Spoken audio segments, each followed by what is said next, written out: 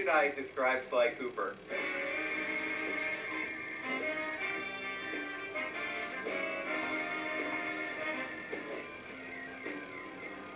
He's charismatic, Suave, debonair, cool, slick, fast, stealthy, athletic. He's a daredevil. Sly Cooper is charming thievery. We started with the idea that we wanted to do an action game where the primary character was a thief. The choice of a raccoon was a pretty natural fit in terms of, you know, obviously the mask being in place, being, as Deb would say, a creature of the night.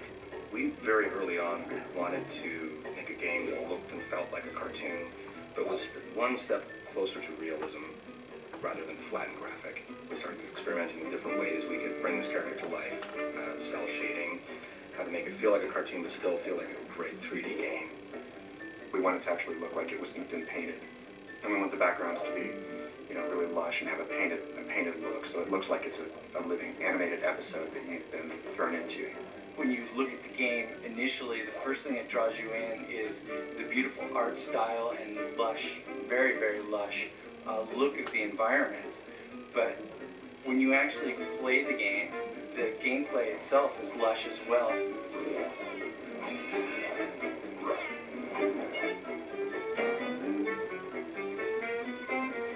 The original conception of the Sly character was a much more realistic raccoon, chubby and not quite as live as the character is now, and it kind of evolved as we went along. Once we got to that part where he kind of evolved into what he is now, my main job was to take him and try to put every bit of thiefiness into him that I could. He was kind of tiptoeing, and he's really like rearing back to like ease his foot forward, trying to keep all his weight back so his foot falls softly on the ground, and really try to hone his personality through subtleties in the movement and really try to push the thiefiness. Because we wanted Sly to feel really agile. We wanted it to feel like Sly could do the most amazing physical feats. You want to let the player of the game feel like they're a thief. Not like a real thief, like you wish thieves were.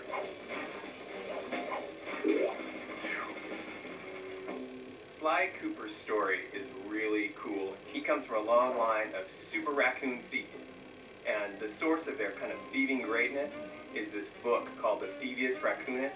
It's this incredibly valuable heirloom that is stolen from Sly's family when he's very young. He has come of age, and now he feels it's his noble duty to take back the Thievius Raccoonus. Sly has two buddies, Bentley and Murray. Bentley provides a lot of the plans for their missions. He does a lot of things that are very important for Sly to complete his missions. Murray has a huge case of Sly envy. He wants to be Sly in the worst possible way, and he has absolutely none of the capabilities to do it. A hero is only as good as his villains. We wanted to create villains, you know, making them dangerous, making them menacing, making them goofy, just giving them as much personality as Sly Cooper.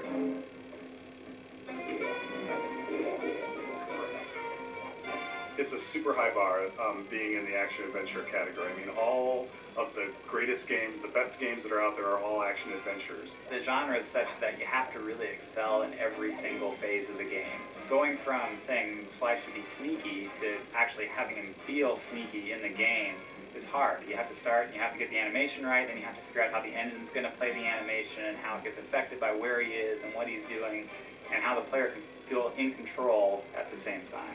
People are doing shoot-em-ups and things with, you know, big weapons and things like that. And this is all about character.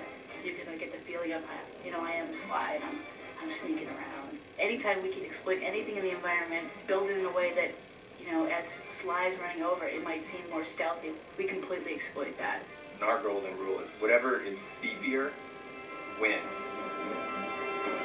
If you want to make a game that looks different, the PS2 gives you the opportunity to do that. As a programmer, it has a ton of tools for solving all sorts of different types of technical problems. A big focus for us has been in getting our tool set to the point where the artists were really unconstrained. Artists will come to us with, they want the game to look this way, or boy, can we have a line around all the characters, the cell shading that we do, or how can we do the lighting models so that things that are bright have certain colors on them. And they have a lot of really cool ideas, and I and the other people on the programming team work on trying to get the technology put in place so that we can make those ideas happen. What we were able to do was put together our own lighting algorithm in vector units and then do the same thing for the cell borders that we put around all our characters. We could get it to all run super fast and have it all look different than other games. That was really our goal from the start, was how the game would look different. It's been an interesting process building a team to build a game like this. It's been great working with such a dedicated group of people. I've never really worked with a group I think as hardcore as this. It really does require unbelievably talented artists, unbelievably talented programmers, and unbelievably talented designers. How you doing?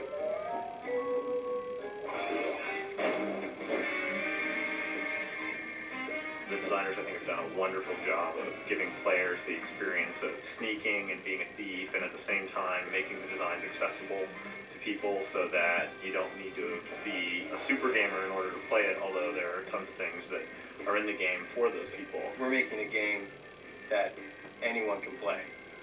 You can't just have great art, you can't just have great code, you can't just have great characters, you gotta have it all. It's not about just how the game looks, it's about how the game plays and how the player experiences it, and it's all about having fun.